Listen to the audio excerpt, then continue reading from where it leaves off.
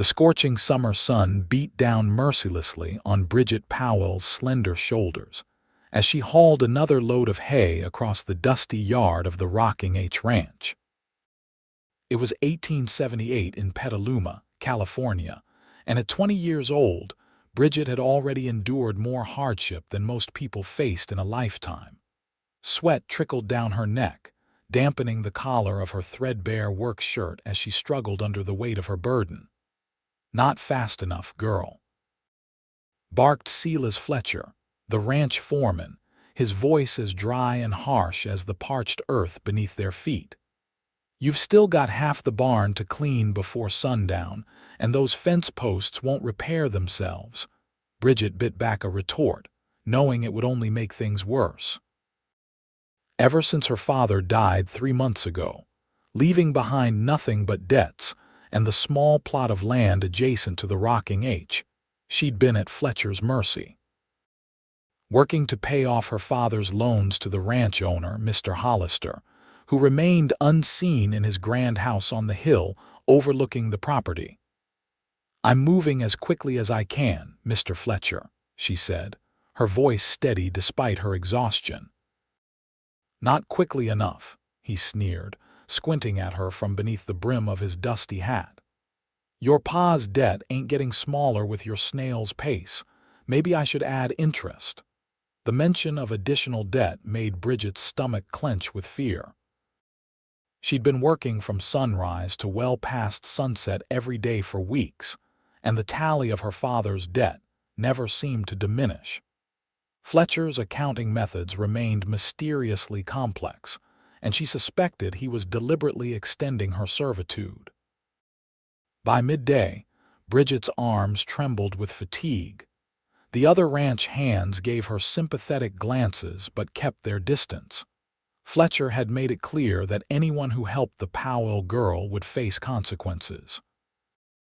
Her once strong hands, now covered in blisters and calluses, gripped the handle of the pitchfork as she mucked out stalls. "Water breaks over," Fletcher shouted from the doorway, though Bridget hadn't taken a break all morning. "Get those stalls finished and then head to the north pasture. Fence needs mending before the cattle break through again." Bridget nodded, not trusting her voice. The north pasture was a good mile's walk, and the afternoon sun would be brutal. She'd already been working for 8 hours straight with nothing but a few sips of water, and a small piece of bread she'd tucked into her pocket that morning. As Fletcher turned away, Bridget allowed herself a moment's rest, leaning against the wooden stall divider. Her vision swam, dark spots dancing before her eyes.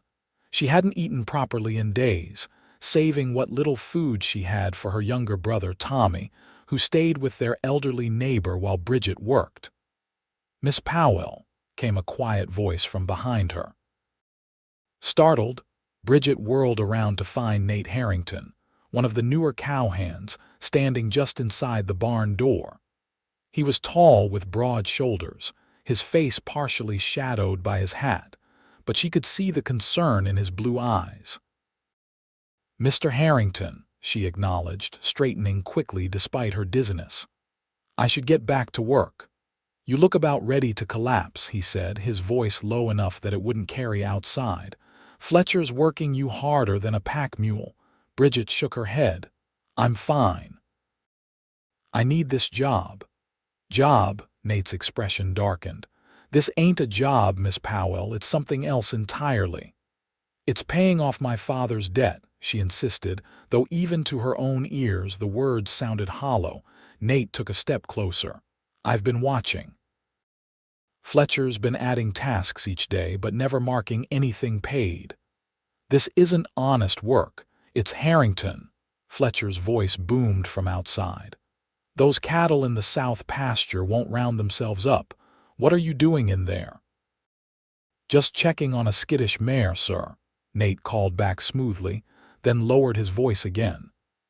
"This conversation isn't over, Miss Powell."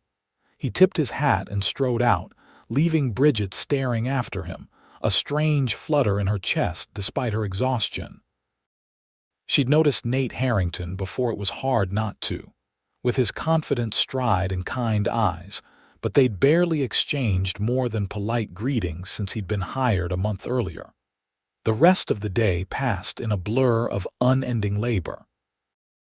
By the time the sun began to set, casting long shadows across the ranch yard, Bridget's entire body ached. Her hands were raw, her back felt broken, and still, Fletcher found more tasks for her to complete. "The tack room needs organizing," he ordered as she staggered back from mending the fence in the north pasture. "Every saddle polished, every bridle hung properly." "Mr. Fletcher, it's nearly dark," Bridget protested weakly. "I need to check on my brother. Your brother's fine with the widow Johnson," Fletcher cut her off. "And your pa's debt isn't getting any smaller while you waste time arguing. Tack room. Now." Fighting tears of frustration, Bridget trudged toward the tack room. Her legs felt like lead, and a wave of dizziness washed over her. She hadn't eaten since morning, and even the small piece of bread had done little to sustain her through the grueling day. The tack room was dim, lit only by a single lantern hanging from a hook on the wall. The smell of leather and horse sweat hung heavy in the air as Bridget began the arduous task of reorganizing equipment that had likely been deliberately scattered just to give her more work. She'd made it halfway through polishing the third saddle when the room began to spin. The polishing cloth fell from her nerveless fingers as she swayed, reaching out to steady herself against the wall. "Still at it, girl." Fletcher appeared in the doorway, his bulky frame blocking the light from outside. "Thought you'd be finished by now. Looks like you'll be working into the night." "I can't," Bridget began, but her voice faltered. "Can't." Fletcher's tone turned dangerous.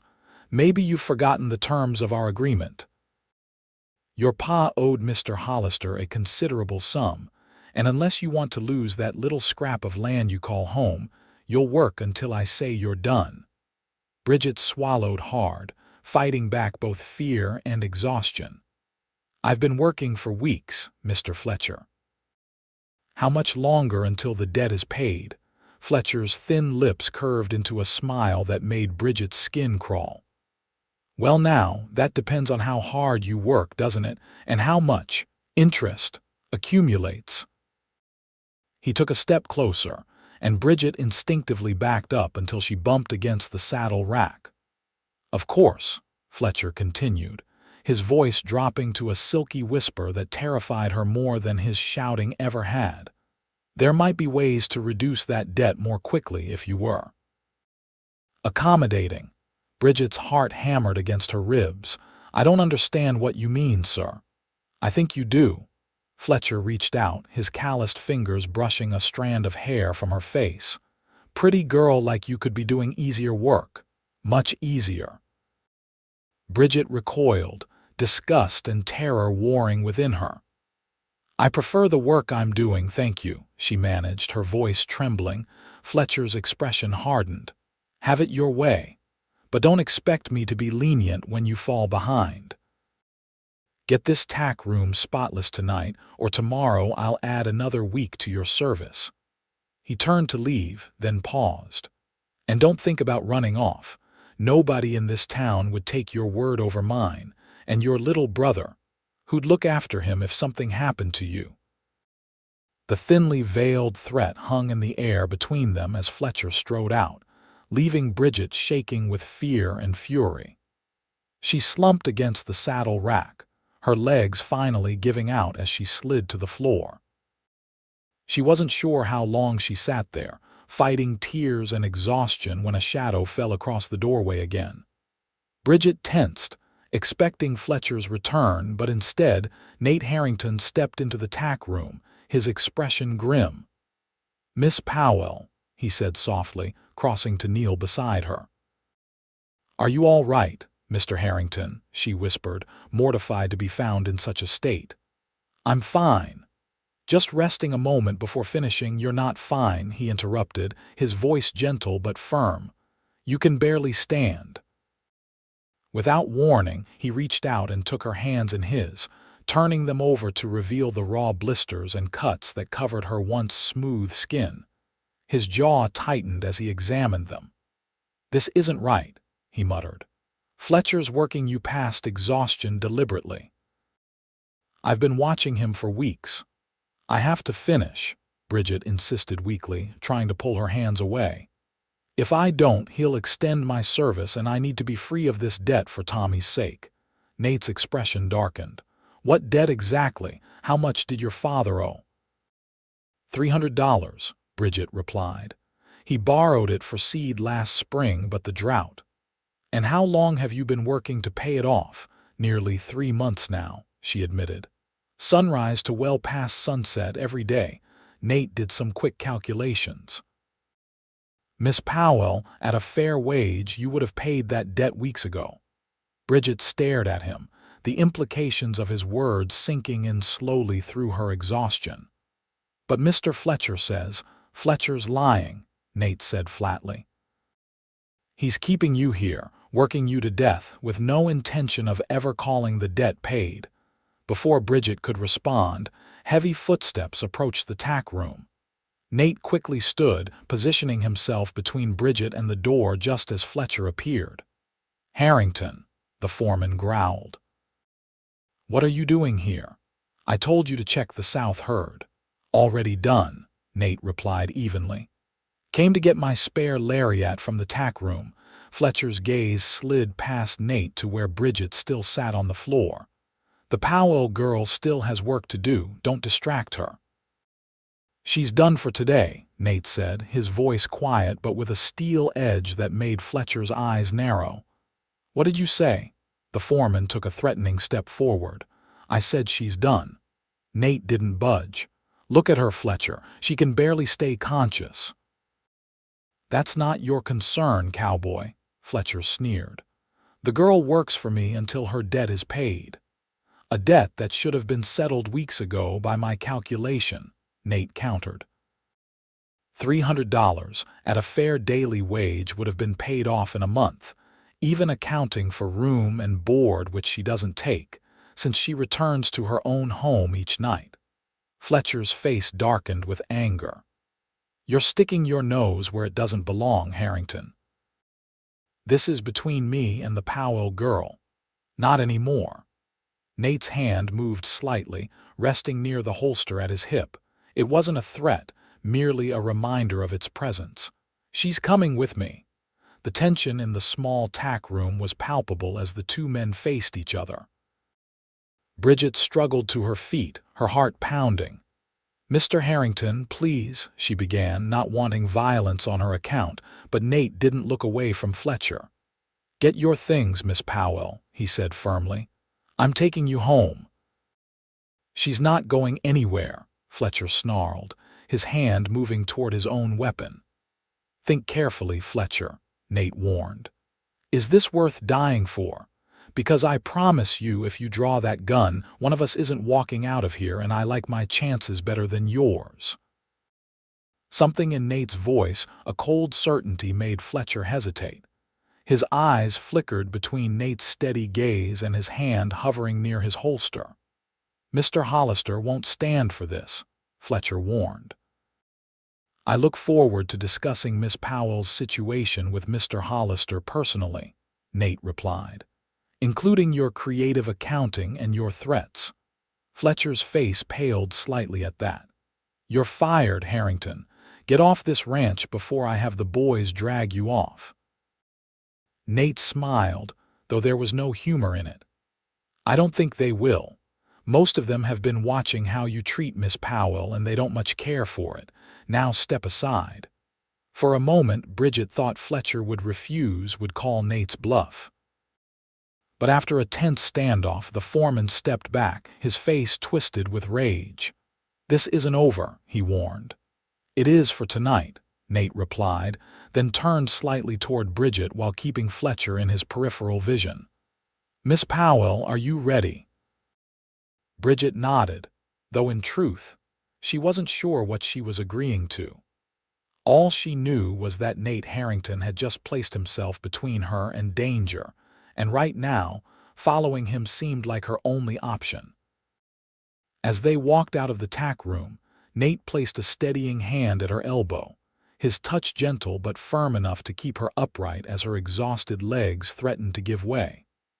Several ranch hands watched their progress across the yard, and Bridget felt her cheeks flush with embarrassment. "Head high," Nate murmured. "You've done nothing wrong." They reached the corral where a magnificent chestnut stallion stood saddled and waiting.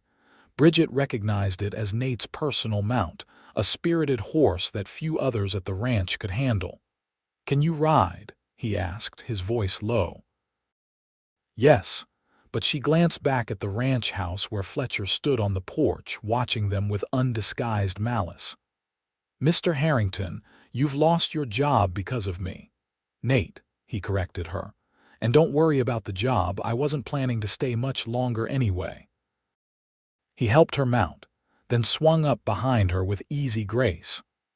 Bridget stiffened slightly at the unfamiliar closeness, but her exhaustion quickly overrode any discomfort as she found herself leaning back against his solid chest. "I need to check on Tommy," she murmured as Nate guided the horse toward the ranch gate. "Your brother, where is he?" "With Widow Johnson, our neighbor. She watches him while I work." Nate nodded. "We'll go there first, then." As they rode away from the rocking H, Bridget felt a strange mixture of relief and apprehension. She had no idea what would happen next, how she would feed herself and Tommy, or how they would keep their land without the income from the ranch, meager as it was. And yet, as the setting sun cast long shadows across the dusty road and Nate's steady presence supported her tired body, Bridget felt something she hadn't experienced in months: hope. The ride to Widow Johnson's small house on the edge of town took less than 15 minutes. The elderly woman answered the door with little Tommy clinging to her skirts, his 5-year-old face lighting up at the sight of his sister. "Bridget," he cried, launching himself at her as she dismounted with Nate's help. She caught him despite her exhaustion, holding him close and breathing in his familiar scent. "You're early tonight, dear," Widow Johnson observed, her shrewd eyes taking in Bridget's disheveled appearance and the tall cowboy behind her. "And with company, Mrs. Johnson. This is Nate Harrington," Bridget introduced, setting Tommy down but keeping his hand in hers. He helped me leave the ranch early today." Understanding dawned in the older woman's eyes. She'd never approved of Bridget's arrangement with Fletcher, had warned her weeks ago that something wasn't right about it. "About time someone did," she said approvingly. "That Fletcher's a snake if ever I saw one. Come in, both of you." "You look dead on your feet, Bridget, and I've just put on a pot of stew." "We couldn't impose," Bridget began, but Widow Johnson waved away her protest. "Nonsense. That boy of yours has been helping me with my garden all day. He's earned his supper, and by the looks of you, you haven't had a proper meal in days." She bustled them inside, Tommy chattering excitedly about the potato bugs he'd found and removed from the garden. Nate hung back slightly, looking almost uncertain until Widow Johnson fixed him with a stern look. "You too, young man. Any friend of Bridget's is welcome at my table." The small house was modest but comfortable, with well-worn furniture and the delicious aroma of beef stew filling the air. Bridget sank into a chair at the kitchen table, her legs finally giving out entirely. Tommy climbed onto her lap, his small hands touching her face with concern. "You're all dirty," he observed with a child's brutal honesty.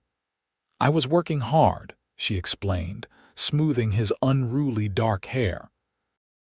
"Too hard," Nate added, accepting a cup of coffee from their hostess. "Your sister needs rest, Tommy."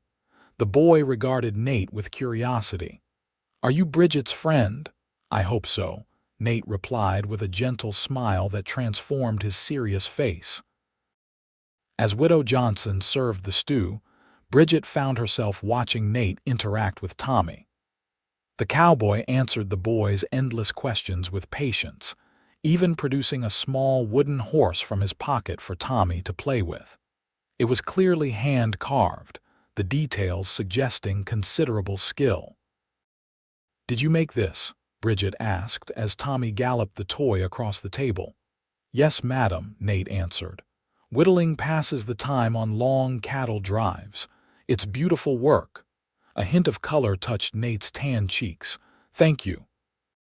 After the meal, which Bridget had to force herself to eat slowly despite her hunger, Widow Johnson insisted on brewing tea while they discussed what had happened at the ranch. Nate explained the confrontation with Fletcher, his voice calm but his eyes hardening whenever he mentioned the foreman's treatment of Bridget. "What will you do now, dear?" Widow Johnson asked when he'd finished. Bridget stared into her teacup, the reality of her situation setting in. "I don't know," she admitted. "The vegetatas in our garden won't be ready for weeks yet, and without income from the ranch." She trailed off, unwilling to voice her fears in front of Tommy, who was playing contentedly in the corner. "You need to speak with Mr. Hollister directly," Nate said. "Fletcher's been lying about the debt. I'd wager Mr. Hollister doesn't even know what's been happening." "Mr. Hollister never comes to town," Bridget replied. "No one's seen him in months, not since his wife passed last winter." "Then we'll go to him," Nate decided. "His ranch house isn't far. I'll take you there tomorrow." Bridget questioned, surprised. "If you'll allow it," he amended. "Fletcher won't give up easily. He's been working some scheme, and I intend to find out what it is." Widow Johnson nodded approvingly. "You can't face Fletcher alone, child. That man's been power-hungry since he came to Petaluma 3 years ago. There's something not right about him." After finishing their tea, Bridget rose to leave, thanking the widow for her hospitality. Tommy was half asleep by now, his small body heavy in her arms. "Let me," Nate offered, gently taking the boy from her. Tommy stirred briefly, then settled against Nate's broad shoulder without waking. The night air had cooled considerably as they left Widow Johnson's house. Stars glittered overhead in a clear sky, and the town of Petaluma was quiet. Most businesses closed for the night. "It's not far to our place," Bridget said, leading the way down the dirt road that wound past the edge of town. Their small homestead came into view after a short walk, a modest cabin with a tidy yard, and the garden Bridget had mentioned.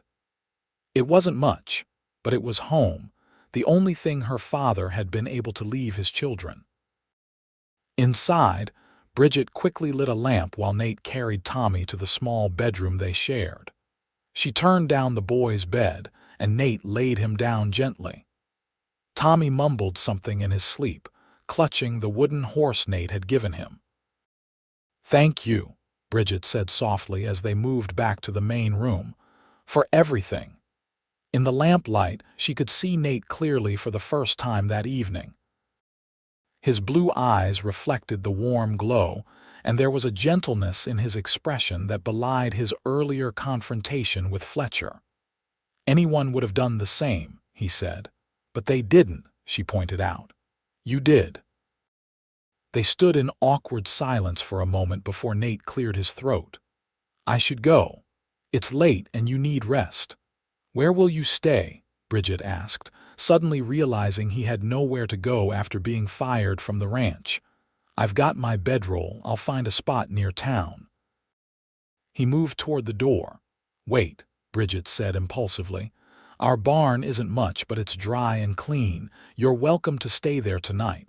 Nate hesitated. "I wouldn't want to cause gossip." "After what you did for me today, I don't care what people say," she replied with unexpected firmness. "Besides, if Fletcher decides to come looking for trouble."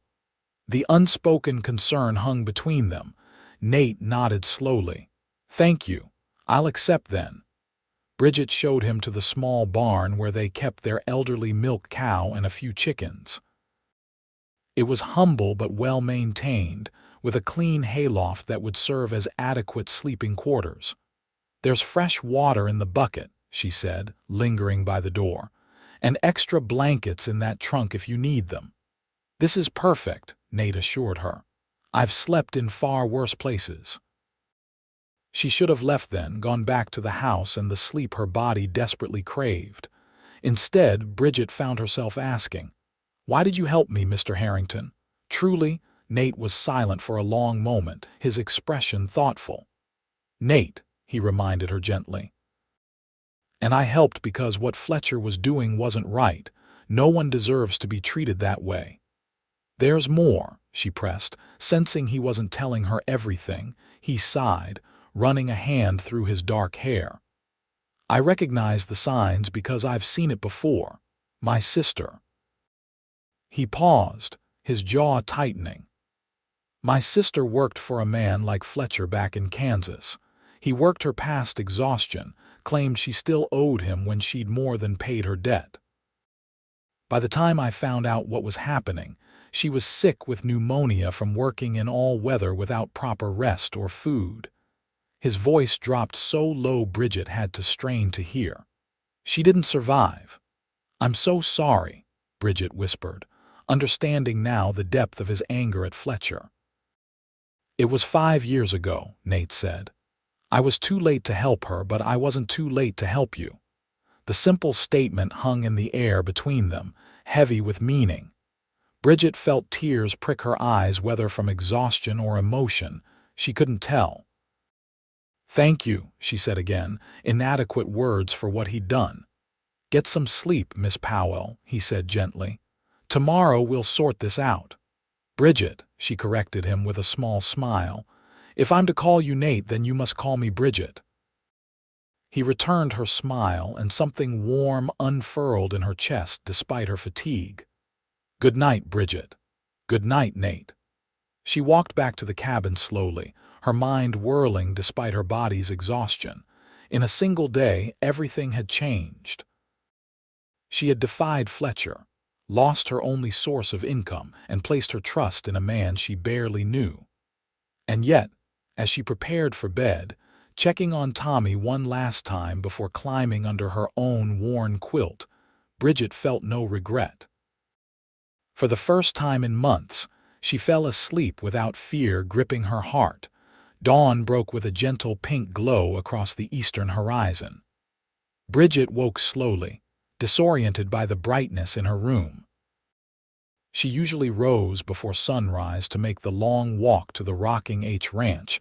The memories of the previous day flooded back, and she sat up quickly. A glance at Tommy's bed showed it empty, and panic flared briefly until she heard his high, clear laugh coming from outside.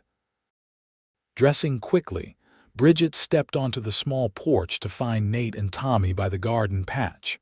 Her brother was perched on the fence, watching in fascination as Nate demonstrated how to tie a proper lasso, not with a length of rope. "Bridget," Tommy called, spotting her. "Nate's teaching me cowboy things. And he milked Bessie and collected eggs for breakfast." "Good morning," Nate said, straightening up. His hair was damp, as if he'd washed in the water pump, and despite sleeping in a barn, he looked remarkably presentable. "Hope you don't mind. Tommy was up early and I thought I'd make myself useful." "Not at all," Bridget replied, touched by his thoughtfulness. "Thank you." Breakfast was a simple but pleasant affair, with fresh eggs and the last of their bread. Tommy chattered continuously, clearly enchanted with their visitor, while Nate outlined his plan for the day. "We need to see Mr. Hollister directly," he explained. "He should know what Fletcher's been doing in his name." "What about Tommy?" Bridget asked, glancing at her brother. "I want to come," the boy declared. Nate shook his head gently. "It might be better if you stay with Widow Johnson, partner. This is grown-up business." Tommy's face fell, but he nodded bravely. "Will you come back and teach me more rope tricks? Count on it," Nate promised. They dropped Tommy at Widow Johnson's house, the elderly woman waving away Bridget's thanks and ushering the boy inside with promises of cookie baking. Then Nate helped Bridget onto his chestnut stallion, mounting behind her for the ride to the Hollister mansion. The main house of the Rocking H stood on a hill overlooking the sprawling ranch. It was an impressive two-story structure with wide verandas and ornate woodwork, built with the wealth from one of the largest cattle operations in the county. As they approached, Bridget felt a flutter of nervousness in her stomach. "What if Mr. Hollister won't see us?" she asked. "He'll see us," Nate replied with quiet confidence, "and he'll want to know how his foreman is running his ranch." They tied the horse at a hitching post and climbed the steps to the main entrance. Bridget had never been to the house before. Her dealings had always been with Fletcher at the ranch yard below. She felt acutely aware of her simple dress and work-worn appearance as Nate knocked firmly on the door. After a long moment, the door swung open to reveal an elderly man in a butler's uniform, his expression disapproving as he took in their appearance. "Yes?" he inquired, his tone suggesting they'd arrived at the wrong entrance. "We need to speak with Mr. Hollister," Nate said firmly. "It's urgent ranch business." The butler's frown deepened. "Mr. Hollister is not receiving visitors. Any ranch matters should be directed to Mr. Fletcher." "That's precisely why we need to see Mr. Hollister," Nate persisted. "It concerns Mr. Fletcher's conduct." Before the butler could refuse again, a voice called from inside the house. "Who is it, Jenkins?" An older gentleman appeared behind the butler, leaning heavily on a walking stick. His face was lined with age and grief, his clothes impeccably tailored but hanging somewhat loosely on his frame, as if he'd lost weight recently. "Mr. Hollister," the butler began, "these people were just leaving." "We need to speak with you, sir," Bridget said, stepping forward. "About Silas Fletcher." Mr. Hollister's gaze sharpened. "You're James Powell's girl, aren't you, working off his loan at the ranch?" "Yes, sir," she replied, surprised he knew of her. "Come in, then," he said after a moment's consideration. "Jenkins, bring coffee to my study." The butler's disapproval was evident, but he stepped aside, allowing them to enter the grand foyer. Bridget tried not to gawk at the fine furnishings and artwork as they followed Mr. Hollister to a wood-paneled study lined with bookshelves. "Now," Mr. Hollister said, settling behind a massive desk and gesturing for them to take seats opposite. "What's this about Fletcher?" Bridget hesitated, not knowing where to begin, but Nate spoke up confidently. "Sir, I'm Nate Harrington. I've been working as a hand at your ranch for the past month. Yesterday, I intervened when I found Fletcher working Miss Powell past the point of exhaustion after she'd already put in a full day's labor with barely any breaks for food or water." Mr. Hollister's bushy eyebrows drew together. "Go on." Nate explained the situation in detail: Fletcher's escalating demands, the mysterious accounting that kept Bridget's debt from diminishing, and finally, the veiled threats when she questioned how much longer she would need to work. As he spoke, Mr. Hollister's expression grew increasingly grave. When Nate finished, he turned to Bridget. "Is this accurate, Miss Powell?" "Yes, sir," she replied, meeting his gaze directly. "I've been working from sunrise until well after dark every day for nearly 3 months to pay off my father's loan of $300. $300, Mr. Hollister repeated slowly. "And Fletcher has been overseeing this arrangement." "Yes, sir. He keeps the ledger and tells me how much I still owe." "I see." The older man's fingers drummed thoughtfully on his desk. "And you, Mr. Harrington, Fletcher fired you for intervening." "He did," Nate confirmed, "though I suspect his real concern was that I questioned his accounting practices." Mr. Hollister nodded slowly, then reached for a bell on his desk, ringing it once. The butler appeared almost instantly. "Jenkins, bring me the ranch account books. All of them, including Fletcher's personal ledger from his desk in the foreman's office." The butler raised an eyebrow but nodded. "Yes, sir." Shall I send someone to retrieve them from the ranch office? Immediately, Mr. Hollister confirmed. As Jenkins left to fulfill the request, an uncomfortable silence fell over the study. Finally, Mr. Hollister sighed deeply. I must apologize, Miss Powell. Since my wife's passing, I have withdrawn from the day-to-day operations of the ranch. Fletcher has been handling most matters, and I trusted him implicitly. He shook his head sadly. Perhaps that was a mistake. You couldn't have known, sir, Bridget said, though part of her couldn't help wondering how many other ranch workers might have suffered under Fletcher's supervision. I should have known, Mr. Hollister replied firmly. This is my ranch, my responsibility. The coffee arrived, giving them all a moment to collect their thoughts. As Bridget sipped the fine brew far better than the weak concoction she made at home, she wondered what would happen next. Even if Mr. Hollister believed them, Fletcher wouldn't simply accept being exposed. He would retaliate somehow. Nearly an hour passed before Jenkins returned with several leather-bound ledgers. Mr. Hollister immediately began examining them, his expression growing darker as he flipped through the pages. This is most disturbing, he muttered, comparing entries between books. There are significant discrepancies here.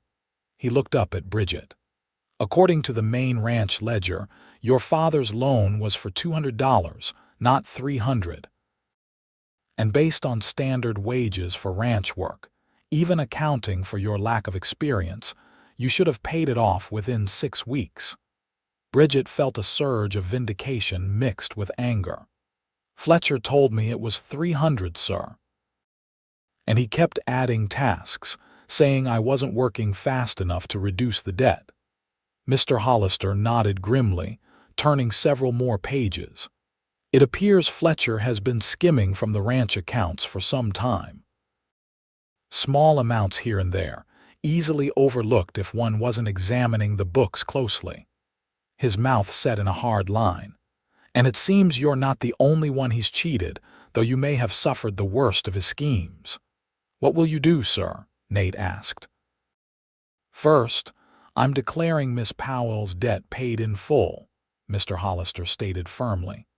In fact, given the excess labor you've provided, the ranch owes you compensation. He scribbled a figure on a piece of paper and slid it across the desk to Bridget. Her eyes widened at the amount more money than she'd seen in years. Sir, that's too generous. It's what you've earned, he countered. As for Fletcher, his expression hardened. I'll be sending the sheriff to collect him. These books show clear evidence of embezzlement and fraud. He'll face charges. Relief flooded through Bridget, but it was quickly tempered by concern. He won't go quietly, sir. No, I don't expect he will, Mr. Hollister agreed, which is why I'd like to offer you and your brother protection until this matter is resolved, Miss Powell. You're welcome to stay here at the main house. Bridget shook her head. Thank you, sir, but I need to look after our place. The garden needs tending and our animals. I understand, Mr. Hollister nodded. In that case, he turned to Nate. Mr. Harrington, I find myself in need of a new foreman, someone with integrity and a sense of justice. Would you be interested in the position? Nate looked startled. Sir, I've only worked here a month. Surely there are more experienced hands. Experience isn't everything, Mr. Hollister interrupted. I've seen enough of your character today to know you're the right man for the job. The position comes with use of the foreman's cabin, of course, which would put you close enough to keep an eye on Miss Powell's property until Fletcher is dealt with. Bridget held her breath, watching Nate consider the offer. Part of her hoped desperately that he would accept, though she tried not to examine those feelings too closely. I accept, sir, Nate finally said. Thank you for your trust. Excellent, Mr. Hollister said, rising from his chair with some effort.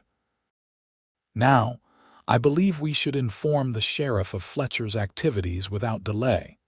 I'll have Jenkins prepare the carriage. The rest of the day passed in a whirlwind of activity. They rode into town with Mr. Hollister to speak with Sheriff Davis, who listened gravely to their account and examined the ledgers with a frown. By mid-afternoon, deputies had been dispatched to the Rocking H to arrest Fletcher, and Bridget found herself giving a formal statement about her treatment at the foreman's hands. "We'll need you to testify if this goes to trial, Miss Powell," Sheriff Davis warned. "Fletcher won't go down easy." "I'll testify," she replied firmly. "Whatever it takes." As the sun began to set, Nate drove a borrowed wagon to Widow Johnson's house to collect Tommy, then back to the Powell homestead. Mr. Hollister had insisted on sending provisions: flour, sugar, coffee, and other staples that made Bridget's eyes widen with gratitude. "A small compensation for your troubles," the rancher had said gruffly, "and an advance on Mr. Harrington's new salary." Now, as they unloaded the supplies into Bridget's modest kitchen, Tommy darted excitedly around them, thrilled by the unexpected bounty. "Real sugar, Bridget," he exclaimed, pointing to the sack Nate carefully placed on the shelf. "Can we have cookies?" "Tomorrow," she promised, smiling at his enthusiasm. "It's getting late now." After everything was stored away, Nate retrieved his few possessions from the barn where he'd spent the previous night. "I should head to the foreman's cabin," he said, lingering by the door. "Get settled in before dark." "Will you come for breakfast tomorrow?" Tommy asked eagerly. "Bridget makes the best pancakes when we have flour." Nate smiled down at the boy. "I wouldn't miss it, partner." He tousled Tommy's hair, then looked up at Bridget. "If that's all right with your sister." "Of course," she said, feeling a warmth in her chest that had nothing to do with the evening's cooking fire. "We owe you so much, Nate." "You don't owe me anything," he replied quietly. "Just seeing Fletcher get what's coming to him is payment enough." After Nate left, promising to return early the next morning, Bridget put Tommy to bed and sat alone by the fire, trying to make sense of the day's events. In just over 24 hours, her life had transformed completely. The crushing burden of her father's debt had been lifted, Fletcher's deception exposed, and somehow she'd found an unexpected ally in Nate Harrington. More than an ally, perhaps. Bridget felt her cheeks warm at the thought. She barely knew the man, and yet there was something about him: his quiet strength, his kindness to Tommy, his unflinching stand against injustice that drew her to him in a way she'd never experienced before. She fell asleep that night with hope in her heart for the first time since her father's death. The next morning dawned clear and bright, the early summer heat already building as Bridget prepared breakfast. She had just mixed the pancake batter when a knock at the door announced Nate's arrival. Tommy raced to greet him, chattering excitedly about the plans for the day. Nate stepped into the cabin, his presence somehow making the small space seem both cozier and more crowded at once. He carried a small bundle wrapped in brown paper. "Good morning," he greeted, holding out the package to Bridget. "I picked these up from the general store on my way here." She unwrapped the package to find a pair of sturdy new work gloves perfectly sized for her hands. "Nate," she breathed, touched by the thoughtful gift. "Thank you." "Your hands need time to heal," he said simply. Breakfast was a cheerful affair, with Tommy dominating the conversation as children often do. Afterward, Nate explained that he needed to meet with the ranch hands to discuss the changes now that Fletcher was gone. "Fletcher's been arrested," he told Bridget as they washed the breakfast dishes together. "Sheriff Davis took him in late last night. He's facing serious charges." "Will he stay in jail?" she asked, unable to keep the worry from her voice. "For now," Nate assured her. "Mr. Hollister is pressing charges, and with the evidence in those ledgers, Fletcher won't be going anywhere soon." As Nate prepared to leave for the ranch, Bridget walked with him to the door. "When will we see you again?" she asked, then blushed at how forward the question sounded. Nate smiled, a warmth in his blue eyes that made her heart skip. "I'll be by this evening to check on you if that's all right. The foreman's cabin isn't far." "We'd like that," she replied. "Tommy would be disappointed if you didn't come back soon." "Just Tommy?" Nate asked softly, his gaze holding hers. Bridget felt her cheeks warm. "No," she admitted. "Not just Tommy." The days that followed fell into a pleasant routine. Nate threw himself into his new responsibilities as foreman, working hard to earn the respect of the other ranch hands and correct the problems Fletcher had created. Most evenings, he would come to the Powell homestead for supper, often bringing small gifts, a fresh catch of fish from the stream, vegetables from the ranch garden, or once, a length of colorful ribbon that made Bridget smile when she wove it into her braid. Tommy adored him, following Nate around whenever he was present and peppering him with questions about horses, cattle, and the life of a cowboy. Nate answered each query with patience, teaching the boy small skills and praising his quick learning. Bridget watched their growing bond with a mixture of joy and caution. Tommy had never known their mother, who died when he was an infant and had lost their father just months ago. The boy needed a male figure in his life, but Bridget worried about him becoming too attached to Nate, who might eventually move on. Yet as the weeks passed, Nate showed no signs of leaving. In fact, he seemed to be putting down roots in Petaluma. He took his role as foreman seriously, earning Mr. Hollister's trust and gradually implementing improvements to the ranch operations. He spoke of future plans for the property, discussing them with Bridget in the quiet evenings after Tommy went to bed, valuing her opinions and insights. Summer deepened, bringing abundant growth to Bridget's garden. With Nate's help, she expanded it, adding new vegetable beds and even a small patch of flowers that brightened the front of the cabin. For the first time since her father's death, Bridget began to feel financially secure. The money Mr. Hollister had given her as compensation was carefully saved, with only small amounts used for necessities. One warm August evening, nearly 2 months after Nate had rescued her from Fletcher's exploitation, they sat on the small porch of the Powell cabin. Tommy had fallen asleep early, worn out from a day spent helping Nate repair a section of fence between the Rocking H and Powell properties. "He's getting stronger," Nate observed, sipping the coffee Bridget had brewed. "Smart, too. Picks things up faster than some grown men I've worked with." "He idolizes you," Bridget replied, watching Nate's profile in the fading light. "Sometimes I worry." "About what?" Nate turned to face her, his expression open. Bridget hesitated, then decided honesty was best. "About him getting too attached. He's lost so much already." Nate was quiet for a long moment.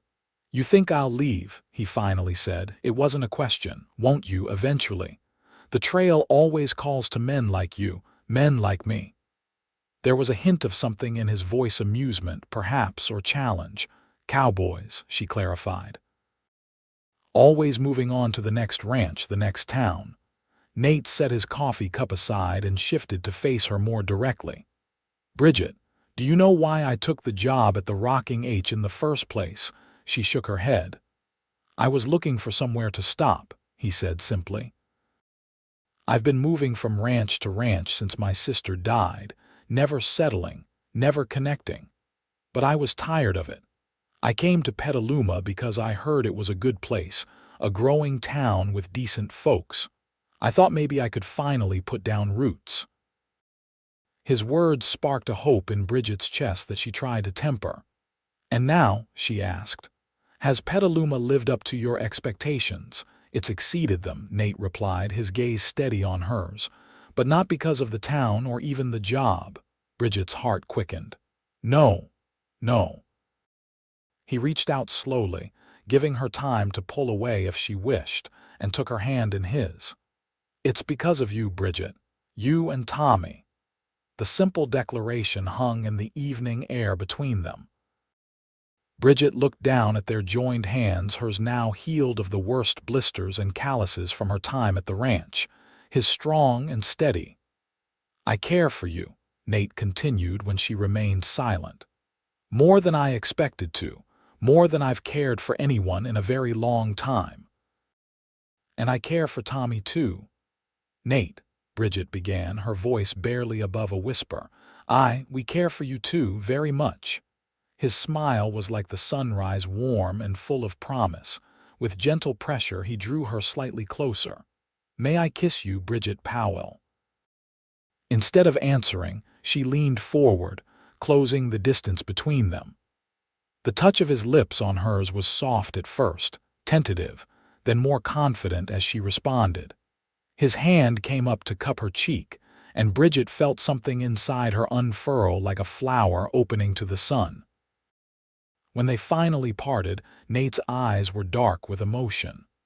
"I should go," he said reluctantly. "It's getting late." Bridget nodded, though she wished he could stay longer. Propriety demanded a certain decorum, especially with Tommy sleeping just inside the cabin. Nate stood, still holding her hand. "I'll see you tomorrow." "Yes," she replied, rising as well. "Tommy wants to show you how the corn has grown." He smiled at that, then grew serious again. "Bridget, I want you to know I'm not going anywhere. Whatever happens between us, I won't disappear on you or Tommy." The promise settled warm and reassuring in her heart. "I believe you," she said, and realized she truly did. After one more brief kiss, Nate departed for the foreman's cabin, leaving Bridget standing on the porch, her fingers touching her lips in wonder at the new direction her life had taken. The next 2 weeks passed in a haze of happiness. Nate and Bridget's relationship deepened, their evenings together filled with conversation and increasingly tender moments. Tommy, far from being confused by the shift in their dynamic, seemed delighted, often declaring that Nate was just like a big brother, only better. Fletcher's trial was set for September, and though Bridget dreaded having to face him again, Nate's steady support made the prospect bearable. Mr. Hollister, continuing his personal interest in the case, assured her that with the evidence they had, Fletcher would face significant jail time. Life seemed to be settling into a promising new pattern, until the morning a stranger rode up to the Powell homestead. Bridget was hanging laundry in the yard while Tommy played nearby when she noticed the rider approaching from the direction of town.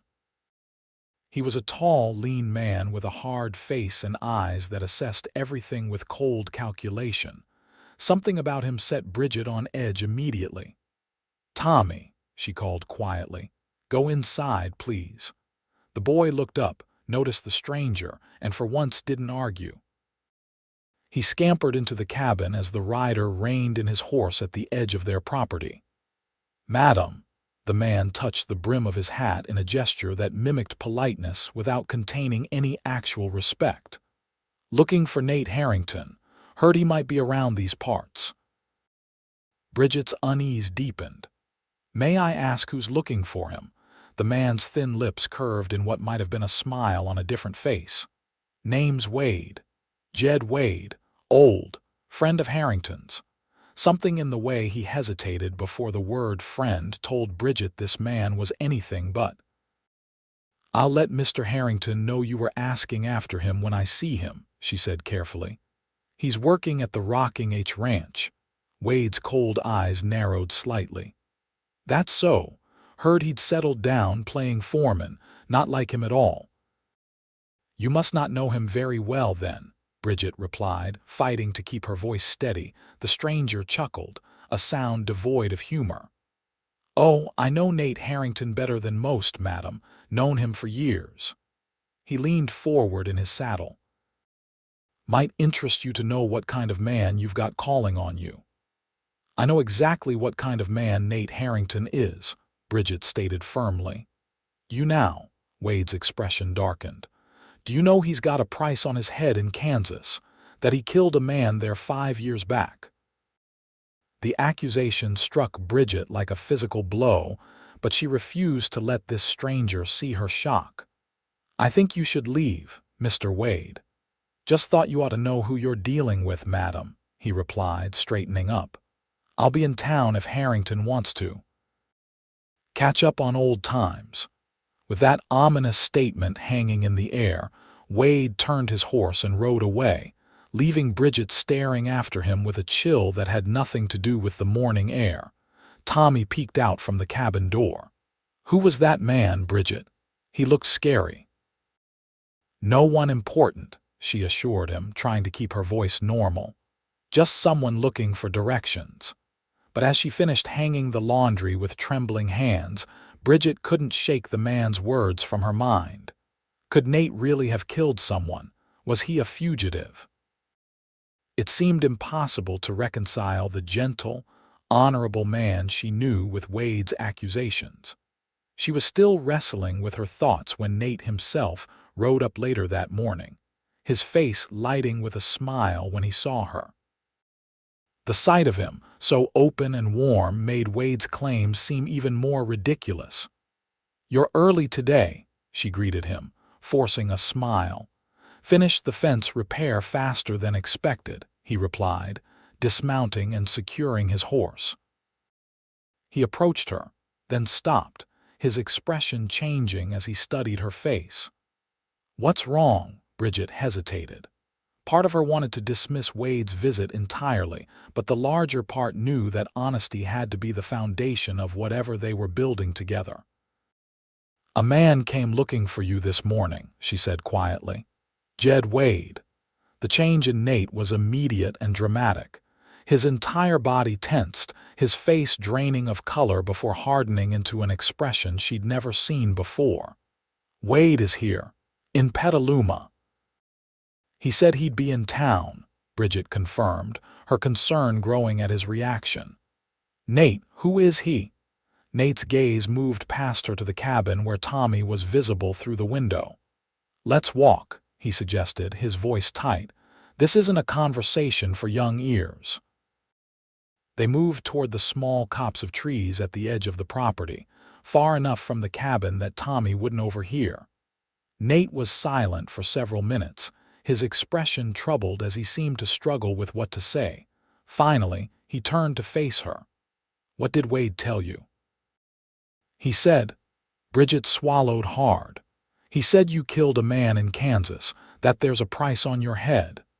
Nate closed his eyes briefly, his jaw clenched. When he opened them again, there was a deep sadness there that made Bridget's heart ache. "It's not the whole truth," he said quietly. "But it's not entirely a lie either."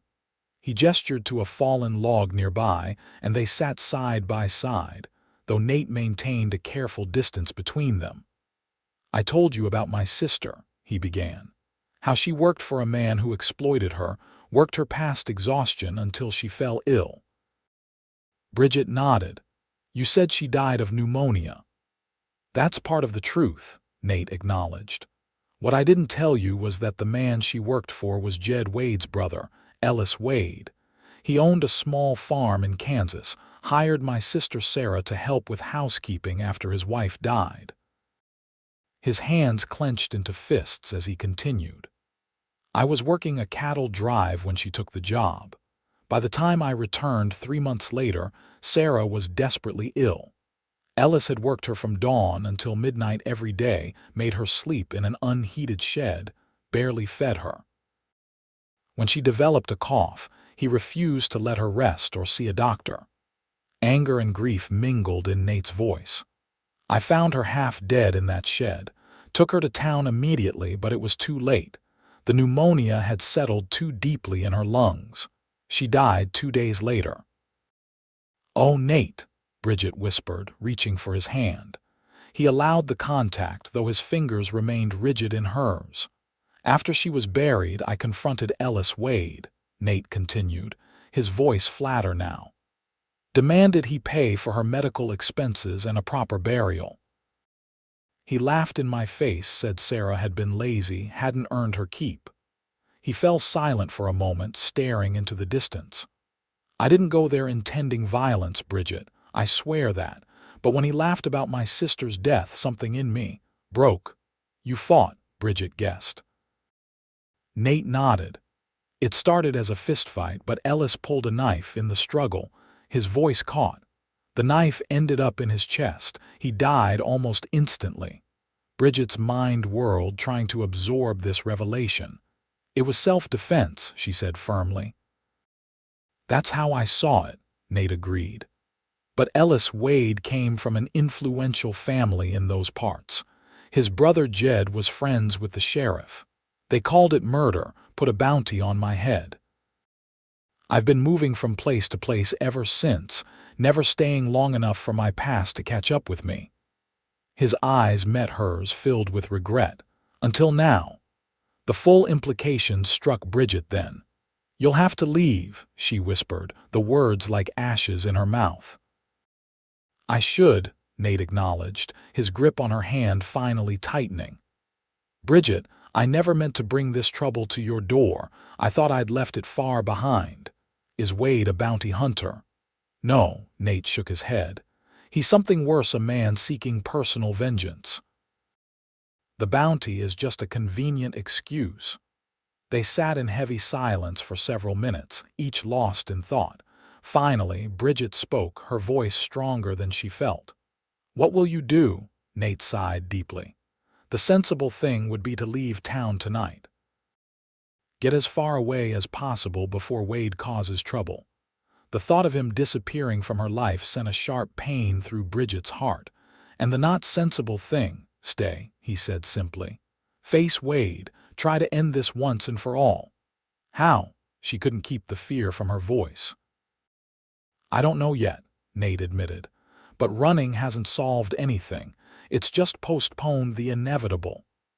Bridget studied his face, the face that had become so dear to her in such a short time. If you run, I'd never see you again, would I? It would be too dangerous for me to contact you, he confirmed, the words clearly costing him. Wade would watch for that. Then don't run, Bridget said, making the decision in that moment. We'll find another way. Nate looked at her with a mixture of hope and concern. Bridget, you don't understand how dangerous Wade is. If he thinks you mean something to me, which you do, he might use you to get to me. All the more reason not to leave Tommy and me unprotected, she pointed out. Nate, we can go to Sheriff Davis, explain what happened in Kansas. It was 5 years ago with no witnesses except me and a dead man, Nate interrupted gently. And the law in Kansas considers me a murderer. Sheriff Davis would have no choice but to arrest me, maybe even extradite me back to Kansas for trial. Bridget felt tears of frustration prick her eyes. There must be something we can do. Nate was quiet for a moment, thinking. Perhaps there is, he finally said. Mr. Hollister has connections, influential friends in San Francisco and Sacramento. If I told him the full story, he might be able to help clear my name legally. Yes, Bridget seized on the idea. He's been so supportive already, and he values your work as foreman. It's a risk, Nate cautioned. He might decide it's simpler to turn me in. I don't believe he would, Bridget said firmly. Not once he hears the whole truth. Nate, it's worth trying. He studied her face, then nodded slowly. All right, I'll speak with Mr. Hollister today. His expression grew more serious. But until this is resolved, I want you and Tommy to stay at the main house on the ranch. You'll be safer there. Bridget started to protest, then reconsidered. Tommy's safety had to be her priority. Just until Wade is gone, she agreed.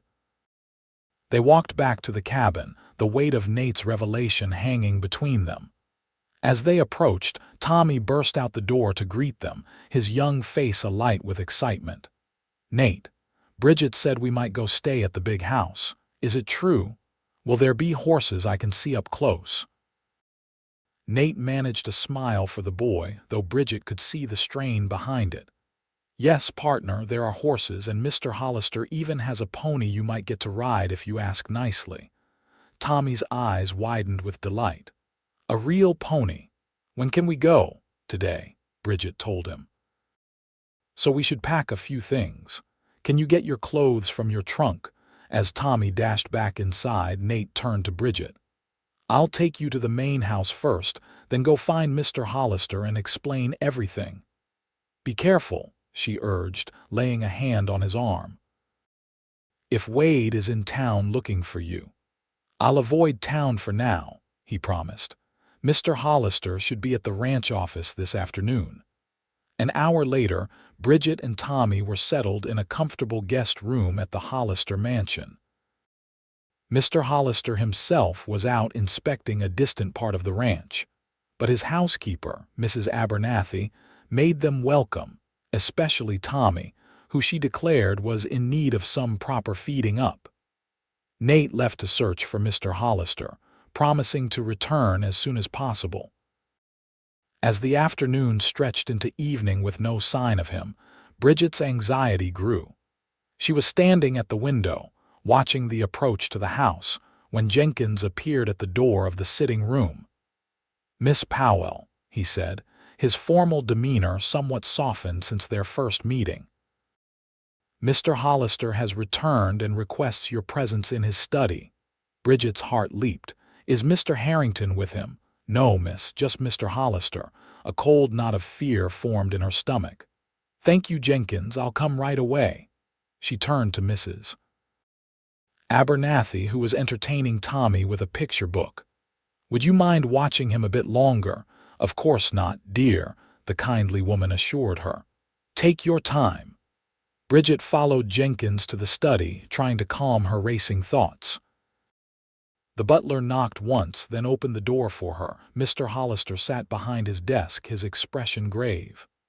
Miss Powell, he greeted her, please sit down. Where's Nate? She asked immediately, remaining standing.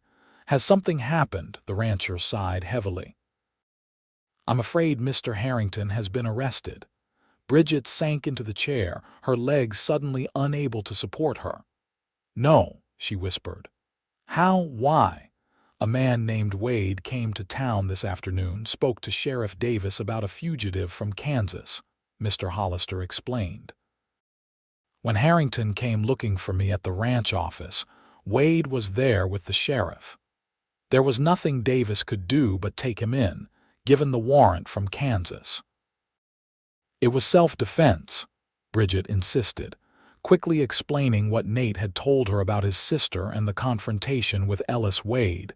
Mr. Hollister listened intently, his bushy eyebrows drawing together. That certainly casts a different light on things, he said when she finished. But without evidence or witnesses, it may be difficult to prove. You said you have connections, Bridget reminded him desperately. People who could help. I do, the older man confirmed, and I intend to use them. Harrington is the best foreman I've had in years, and more importantly, he's a good man. I won't see him railroaded by some vendetta from the past. Relief flooded through Bridget. Thank you, she breathed. Can I see him? Is he still at the jail? Mr. Hollister nodded. Sheriff Davis is holding him pending communication with the authorities in Kansas. But Miss Powell, his expression softened with concern, this Wade character is still in town. It might be safer for you to remain here. I need to see Nate, Bridget insisted.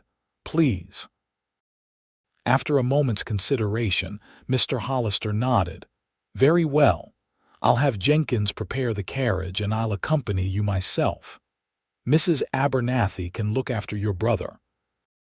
The ride into Petaluma was tense, with Bridget alternating between fear for Nate and anger at the injustice of his situation.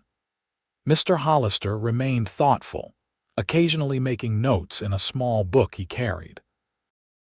I've sent telegrams to friends in Sacramento and San Francisco, he told her as the carriage rolled through town toward the sheriff's office. Men with legal expertise and political connections will fight this properly, through the law. The sheriff's office was a small building on the main street, with the jail cells located in the back. Sheriff Davis, A middle-aged man with a pragmatic demeanor greeted them at the door. "Mr. Hollister," he acknowledged, then nodded to Bridget. "Miss Powell, I expect you're here to see Harrington." "Is he all right?" Bridget asked immediately. "He's fine," the sheriff assured her. "Been a model prisoner. Didn't even protest the arrest, which isn't what I'd expect from a fugitive murderer." "Because he's not a murderer," Bridget stated firmly. "It was self-defense." Sheriff Davis regarded her thoughtfully. "So he claims now. Wish he'd said something when I brought him in instead of just accepting the arrest." "He's been running for 5 years, Sheriff," Mr. Hollister pointed out. "Perhaps he's tired of it." "Perhaps," Davis conceded. "Well, you can see him. 10 minutes. He's in the back cell." The jail was a simple arrangement of 3 cells behind the sheriff's office. Nate occupied the farthest one, sitting on a narrow cot with his back against the wall. He stood quickly when they entered, his eyes finding Bridget's immediately. "You shouldn't be here," he said, though the relief in his eyes contradicted his words. "Of course I should," she replied, moving to the bars that separated them. "Nate, Mr. Hollister is going to help. He's already contacted friends who can assist with your case." Nate looked to the rancher in surprise. "Sir, you don't have to involve yourself in my troubles." "Nonsense," Mr. Hollister said gruffly. "Miss Powell has explained the circumstances of what happened in Kansas. If it was self-defense, then justice should reflect that." "It was," Nate confirmed, "but Wade's family made sure the investigation was one-sided." "Well, we'll just have to present the other side," Mr. Hollister stated. "I've already sent for a lawyer from San Francisco, an old friend who specializes in difficult cases. He'll be here by tomorrow's afternoon stage." Nate's expression showed cautious hope. "Thank you, sir. I don't know how to repay such kindness." "Continue being an excellent foreman once this is resolved," Mr. Hollister replied simply. "Now, I'll give you 2 a moment of privacy. Sheriff Davis said 10 minutes total." With a nod, he stepped back toward the front office. Once they were alone, Bridget reached through the bars to take Nate's hand. "Are you really all right?" "I'm fine," he assured her, his fingers tightening around hers. "More worried about you and Tommy. Is Wade still in town?" "Yes," she admitted. "But we're staying at the main house, well protected. Tommy thinks it's a grand adventure." Nate smiled faintly at that. "Smart of you to frame it that way for him." His expression grew more serious. "Bridget, if this doesn't work out, if they send me back to Kansas—" "Don't," she interrupted. "Don't even think that way. Mr. Hollister will help, and so will I. We'll prove it was self-defense." "I hope so," he said quietly, "because I've found something here I never expected to find again, a home, a purpose." His eyes held hers intently. "Someone to love." The words hung in the air between them, the first time either had spoken of love directly. Bridget felt tears well in her eyes. "I love you too," she whispered. "We'll fight this together." The sound of footsteps signaled Mr. Hollister's return. "Time's about up," he said apologetically. Nate squeezed Bridget's hand one last time before releasing it. "Take care of yourself and Tommy. I'll see you soon." "Tomorrow," she promised. "I'll come back tomorrow." The ride back to the ranch was quieter, with Bridget lost in thought. Mr. Hollister respected her silence, only speaking when the carriage passed through the ranch gates. "I've instructed the hands to keep watch around the property," he told her. "Wade won't get near you or your brother here." "Thank you," Bridget said sincerely, "for everything you're doing for Nate." "He's a good man," Mr. Hollister replied simply. "And I believe in justice, Miss Powell. True justice, not the kind Wade and his brother dealt in." Back at the main house, Bridget found Tommy already tucked into bed in their shared room, Mrs. Abernathy sitting beside him reading stories. The housekeeper quietly excused herself once Bridget returned. "Where's Nate?" Tommy asked sleepily as Bridget sat on the edge of his bed. "Is he coming to say good night?" Bridget hesitated, unsure how much to explain to her young brother. "Not tonight, sweetheart. Nate has some important business to take care of in town." "Will he come tomorrow?" "I hope so," she replied, smoothing his hair. "Now get some sleep. It's late." As Tommy drifted off, Bridget moved to the window, looking out at the starlit ranch. Somewhere out there, Jed Wade was plotting his revenge, caring nothing for truth or justice. The thought sent a chill through her despite the warm night. She had to believe that Mr. Hollister's influence would help Nate. The alternative was too painful to contemplate. Morning brought renewed determination. After breakfast, Mr. Hollister informed Bridget that his lawyer friend would arrive on the 2 o'clock stage from San Francisco. "We'll meet him at the stage depot, then go directly to see Harrington and Sheriff Davis," he explained. "I'd like you to join us, Miss Powell. Your support may be important." "Of course," Bridget agreed immediately. "What about Tommy? Mrs. Abernathy has already volunteered to take him fishing at the ranch pond." Mr. Hollister smiled. "I believe she's quite taken with your brother." The morning passed slowly for Bridget, despite Tommy's excitement about his fishing expedition. By the time they departed for town to meet the stage, her nerves were stretched taut with anticipation and worry. The stagecoach arrived precisely at 2, dust swirling as it pulled to a stop in front of the depot. Among the passengers disembarking was a distinguished-looking gentleman in his 50s, carrying a leather briefcase and dressed in an impeccable suit despite the heat and dust of travel. "James," he greeted Mr. Hollister warmly, the two men shaking hands. "It's been too long." "Indeed it has, Robert," Mr. Hollister replied. "Thank you for coming so quickly. Allow me to introduce Miss Bridget Powell, a friend of the young man we're trying to help." The lawyer bowed slightly. "Robert Whitfield, Miss Powell." Mr. Hollister's telegram outlined the situation, but I'd like to hear more details from you and Mr. Harrington directly. "We're headed to the jail now," Mr. Hollister explained as they walked toward his waiting carriage. "Sheriff Davis is holding Harrington pending communication with Kansas authorities." "Has the sheriff received any such communication yet?" Mr. Whitfield inquired.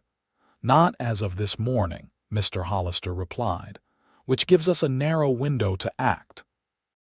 At the sheriff's office, they found not only Davis but also Jed Wade, the latter's face darkening when he saw Bridget enter with the two men. "Miss Powell," Wade acknowledged coldly. "I see you've chosen your side." "I've chosen the truth, Mr. Wade," she replied steadily. "Something you seem less interested in." Wade's eyes narrowed dangerously, but before he could respond, Mr. Hollister stepped forward. "Sheriff Davis, this is Robert Whitfield, attorney from San Francisco. He's here to represent Nathaniel Harrington." The sheriff nodded respectfully to the lawyer. "Mr. Whitfield, I'm afraid there's not much to discuss. I have a valid warrant from Kansas for Harrington's arrest on charges of murder." "I understand," Whitfield replied smoothly. "However, I believe there are mitigating circumstances that warrant consideration before any decision about extradition is made." Wade snorted derisively. "The only circumstance that matters is that he killed my brother in cold blood." "That's one version of events," Whitfield acknowledged. "I'd like to hear Mr. Harrington's version directly." "Sheriff, may we speak with your prisoner?" Davis hesitated, glancing between Wade and the imposing lawyer. Finally, he nodded. "In my office with the door open." "Wade, you'll wait out here." "Like hell I will," Wade protested. "My office, my rules," Davis stated firmly. "You can wait, or you can leave." Fuming, Wade subsided into a chair near the door as Davis led the others into his office. A deputy was dispatched to bring Nate from the cells. When Nate entered, his eyes immediately sought Bridget's, a brief smile crossing his face before his attention turned to the unfamiliar man with Mr. Hollister. Introductions were made, and Whitfield wasted no time. "Mr. Harrington, I need you to tell me exactly what happened the day Ellis Wade died. Every detail you can recall."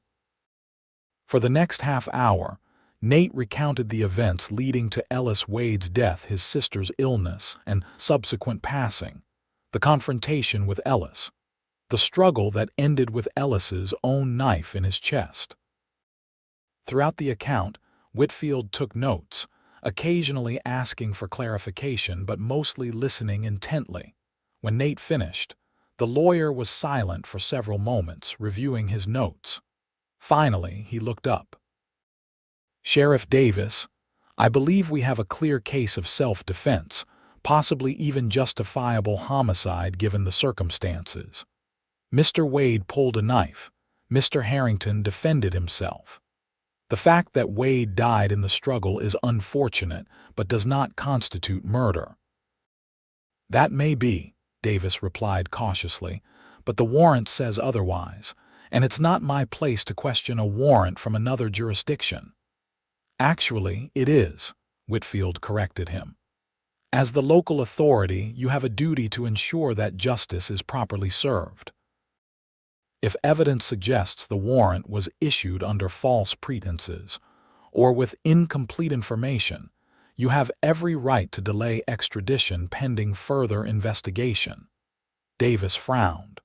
"What kind of investigation could we conduct on a 5-year-old case from Kansas?" "For one thing, we can establish character," Whitfield replied. "Mr. Harrington has been working as foreman at one of the largest ranches in the county, a position of significant responsibility.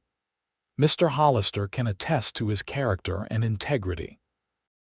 "Which I do, unequivocally," Mr. Hollister interjected. "Additionally," Whitfield continued, "we can examine the timing and circumstances of this warrant's execution. Why now, after 5 years? And why is the victim's brother personally pursuing the matter rather than leaving it to proper authorities?" Bridget watched understanding dawn in Sheriff Davis's eyes. The lawman was no fool. He recognized the political maneuvering that might have occurred in a small Kansas town where the Wade family held influence.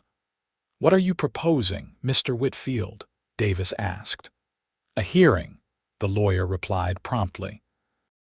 "Before the circuit judge when he comes through next week.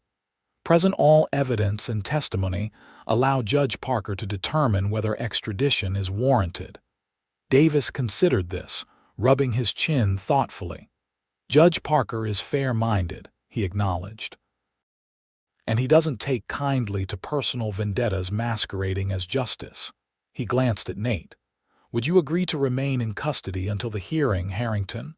"Yes, sir," Nate replied without hesitation. "I'm not running anymore." "Then that's what we'll do," Davis decided. "I'll telegraph Judge Parker today, request a special hearing when he arrives Monday next." Relief flooded through Bridget. It wasn't freedom yet, but it was hope, real hope that justice might finally be served. Wade, of course, was furious when informed of the decision. "This is outrageous," he sputtered. "That murderer confessed to killing my brother in self-defense," Whitfield corrected calmly. "And Judge Parker will determine whether that defense is valid, unless you'd prefer to withdraw your complaint." "Never," Wade snarled. "Ellis deserves justice." "Then justice he shall have," Whitfield replied. "The true kind, not the vendetta you've been pursuing." As they prepared to leave, Bridget managed a brief moment alone with Nate, the sheriff tactfully busying himself with paperwork across the room. "1 week," she said softly. "And then this nightmare could be over." "I'm trying not to hope too much," Nate admitted. "Wade won't give up easily." "But you have truth on your side," she reminded him. "And Mr. Whitfield seems very capable." "He does," Nate agreed. "Bridget, whatever happens, these past months with you and Tommy have been the happiest of my life." "There will be many more," she promised, squeezing his hands. "I believe that." The week leading up to Judge Parker's arrival was the longest of Bridget's life. She divided her time between staying with Tommy at the Hollister mansion and visiting Nate at the jail, bringing him books and home-cooked meals to supplement the basic fare provided. Mr. Whitfield remained in Petaluma, working tirelessly to prepare their case. He interviewed ranch hands who could attest to Nate's character, researched Kansas law regarding self-defense, and even sent telegrams to contacts back east who might have information about the Wade family's influence in their hometown. Wade, meanwhile, took a room at the hotel in town, making his presence known with thinly veiled threats whenever he encountered Bridget or Mr. Hollister. Sheriff Davis warned him to keep his distance, but the man's determination was unsettling. "He won't try anything overt," Whitfield assured Bridget when she expressed her concerns. "He's using the law as his weapon now. If he resorts to violence, he loses that advantage." Judge Parker arrived on Monday morning stage, a formidable figure with steel gray hair and piercing eyes that seemed to evaluate everything they fell upon. The hearing was scheduled for 2 o'clock that afternoon in the town hall, the only building in Petaluma large enough to accommodate the proceedings and the curious townspeople who would undoubtedly attend.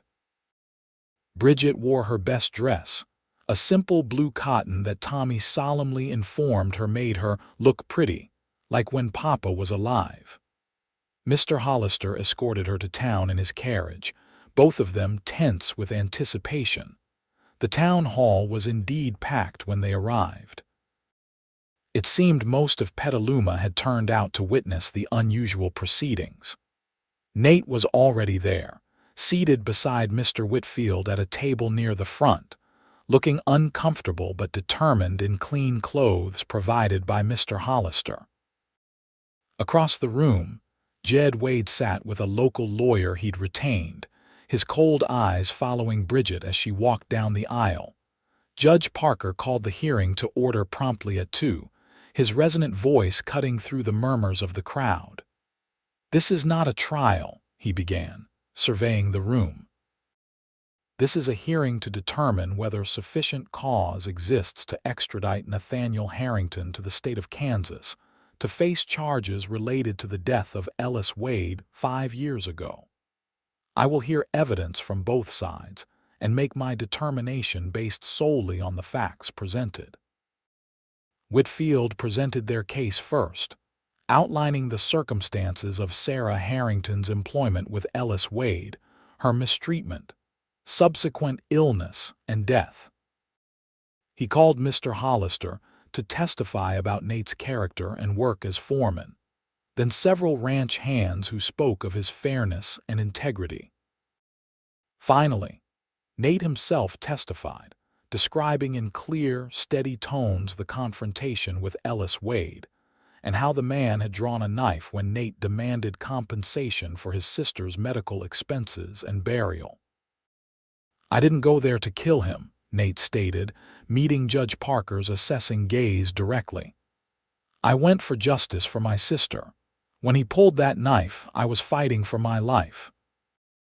Wade's lawyer cross-examined him aggressively, trying to suggest that Nate had gone to Ellis Wade's farm with violent intentions. But Nate remained calm, his answers consistent and straightforward.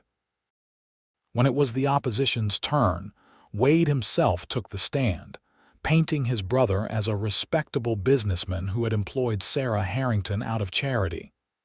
"She was sickly to begin with," he claimed. "Ellis gave her light work and a place to stay, and how was he repaid? With lies about mistreatment, and then murder when he refused to be extorted." Whitfield's cross-examination was masterful, exposing inconsistencies in Wade's account and highlighting his 5-year pursuit of Nate, which seemed excessive for simple justice. "Would you say you're motivated by justice, Mr. Wade, or by personal vengeance?" Whitfield asked directly. "My brother deserves justice, Wade replied, his composure slipping slightly. Justice or vengeance? Whitfield pressed. Because true justice considers all facts, including self-defense. Vengeance, on the other hand, is blind to such distinctions. By the time the last witness stepped down, the sun was setting outside the town hall windows. Judge Parker called a brief recess to consider all testimony before delivering his ruling. In the tense minutes that followed, Bridget sat rigid in her seat, her hands clasped so tightly her knuckles were white. Across the aisle, Nate sat equally still, though he turned once to meet her gaze, the ghost of a reassuring smile touching his lips. When Judge Parker returned, the room fell absolutely silent. "I have heard all testimony and considered the evidence presented," he began, his voice grave. "This case presents several troubling aspects. The original investigation appears to have been conducted with undue haste and possibly influenced by the Wade family's standing in their community. The warrant itself contains discrepancies that raise questions about its validity." He paused, his gaze moving between Nate and Wade. "Most significantly, there is substantial evidence supporting Mr. Harrington's claim of self-defense. The deceased initiated the violence by producing a weapon, and Mr. Harrington's actions, while resulting in death, appear to have been taken to protect his own life." Bridget hardly dared breathe as the judge continued.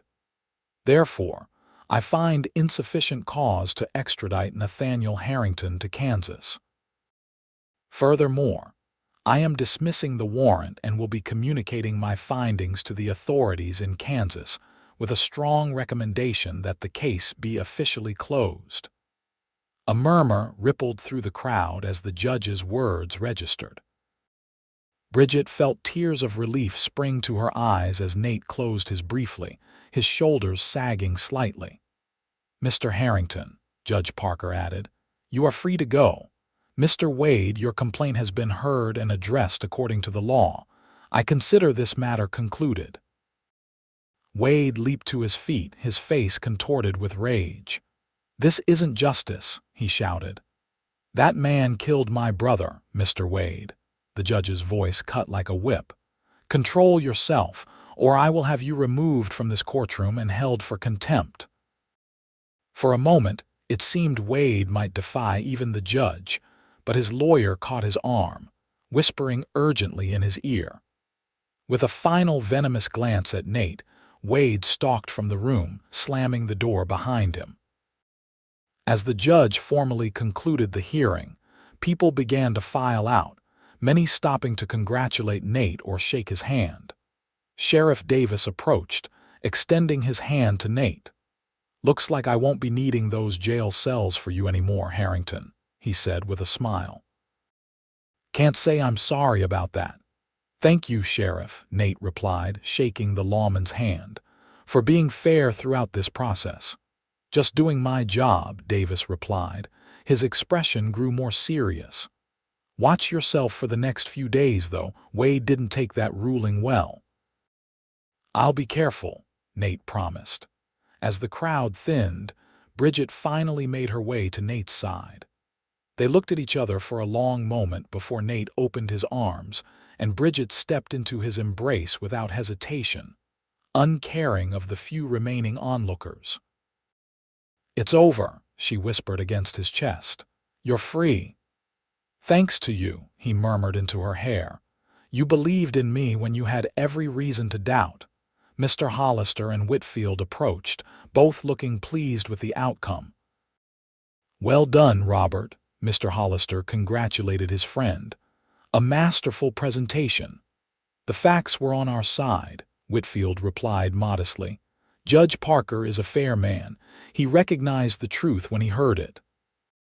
They rode back to the ranch together in Mr. Hollister's carriage, the atmosphere one of relieved celebration.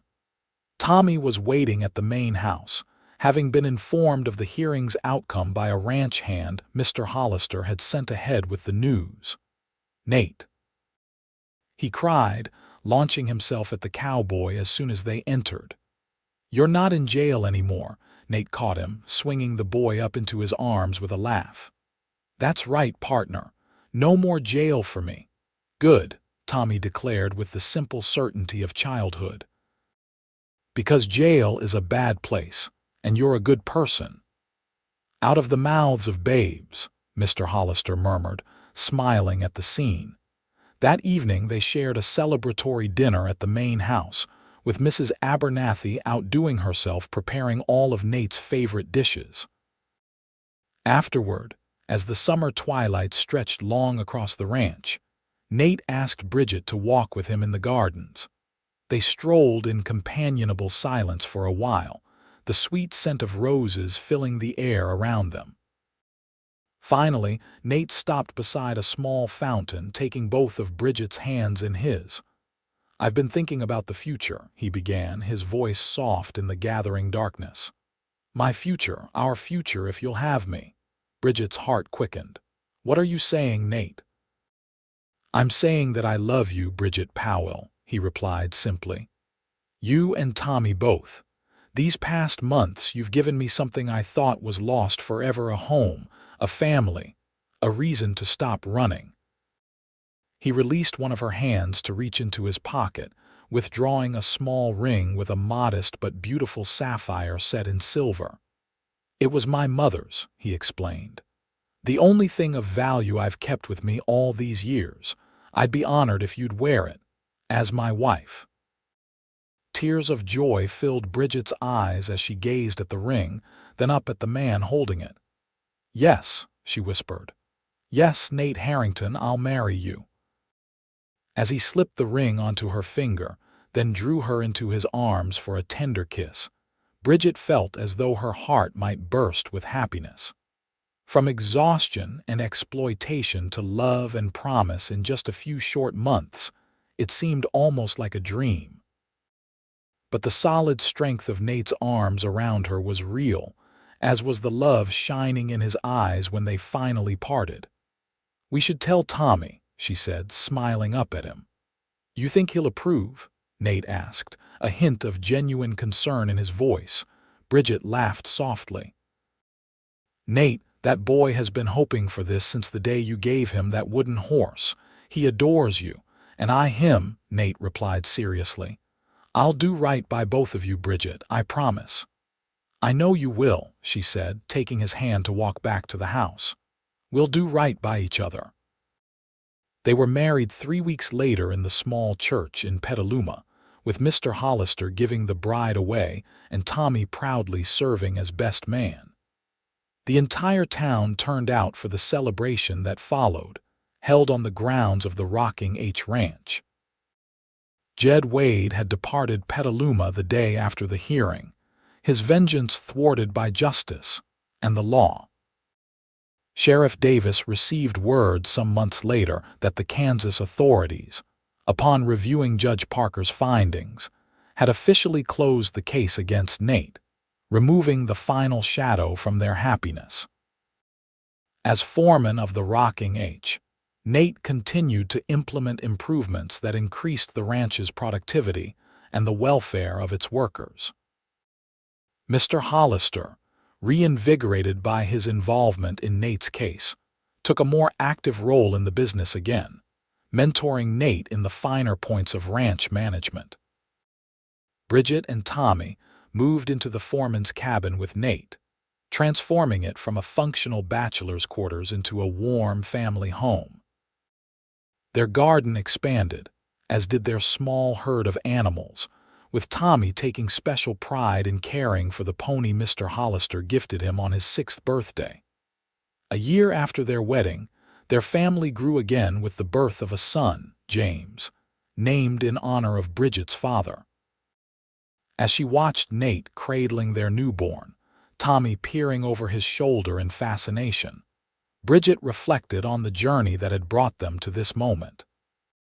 From the day Nate had stood up to Fletcher, declaring "she's coming with me," to this peaceful evening in their own home, surrounded by love and security, it seemed both a lifetime and just a heartbeat. "What are you thinking about?"